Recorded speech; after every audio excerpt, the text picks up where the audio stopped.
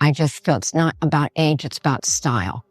And that's always how I felt. For decades, fashion has told women that youth equals beauty. Vera Wang challenges that every time she steps out. Her style isn't about chasing trends or turning back the clock. It's about celebrating who she is, unapologetically. And that authenticity resonates. When people see Vera at 76, they don't just see her clothes. They see a woman who refuses to let age define her. Vera's story has always been defined by resilience. As a young girl, she poured her energy into figure skating, training with Olympic dreams. But when she failed to make the U.S. team, the dream she had worked toward for years suddenly collapsed. Yet in hindsight, it became the first of many lessons in reinvention. Her path shifted from athletics to fashion. And my father said, if you think you can really be in fashion, prove it, get a job. So I went to Vogue. So she did, joining Vogue, where she rose quickly. But when she believed she might step into the editor-in-chief role, the job went to Anna Wintour. Once again, a dream slipped out of reach. And 20 years later, her father still refused to financially back her business. Do you think he would back me with a company? And he said, well, not really, because he'd only worked at a magazine. And advised her to get a job at a fashion company. Then she joined Ralph Lauren, absorbing a new side of the fashion business. And at 40, an age many considered too late to start something new, she launched her own bridal boutique. Her own words explain her mindset. Not trying is worse than failing. Have the courage to try. Otherwise, what are we here for? Failures didn't close her story. They opened new chapters. Vera often emphasizes that success is never instant. Don't be afraid to take time to learn. It's good to work for other people. I worked for others for 20 years. They paid me to learn. As a student, she took a summer job at the Yves Saint Laurent boutique on Madison Avenue, where she dressed mannequins and set up window displays. At Vogue, she mastered the art of visual storytelling, from photography to styling. At Ralph Lauren, she learned the business of merchandising, branding, and luxury, each role layered experience upon experience. Her point is simple.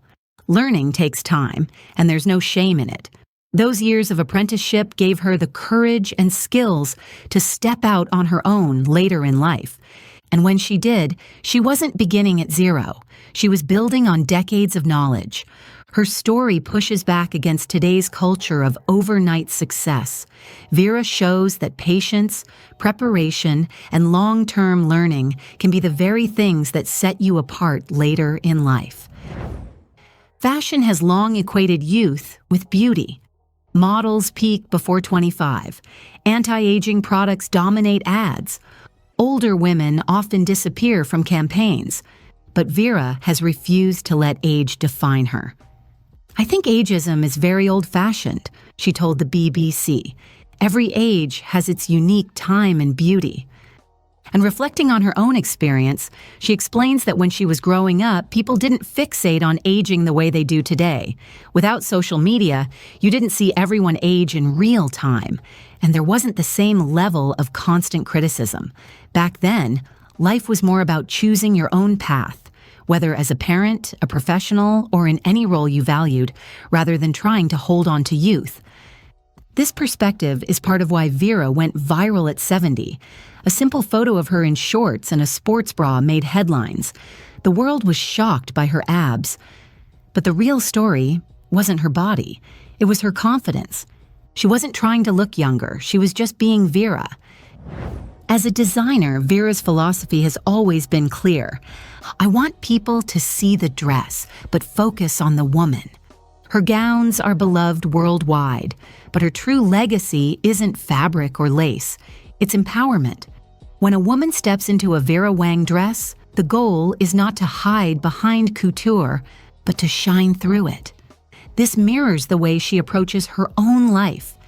At 76, people don't just see her clothing choices. They see her confidence, her attitude, her authenticity. That independence was clear from the very beginning of her career. She recalls her first day at Vogue. The first day I came in a Saint Laurent white shirt dress with these platform shoes, and I had red nails because I'd been living in Paris. Polly Mellon said to me, "Go home and change. This isn't how we dress at Vogue." So I went back and put on jeans and sneakers and a t-shirt. Even then, Vera wasn't afraid to express herself through clothes, though the fashion establishment wanted her to blend in. Over the years, she learned how to adapt without losing her sense of self. I dress to impress myself. This declaration, that she dresses for herself, is at the heart of her agelessness. She doesn't dress to please others or to compete with younger generations. She doesn't play by rules about what a woman should wear at a certain age. Instead, she follows instinct. She experiments.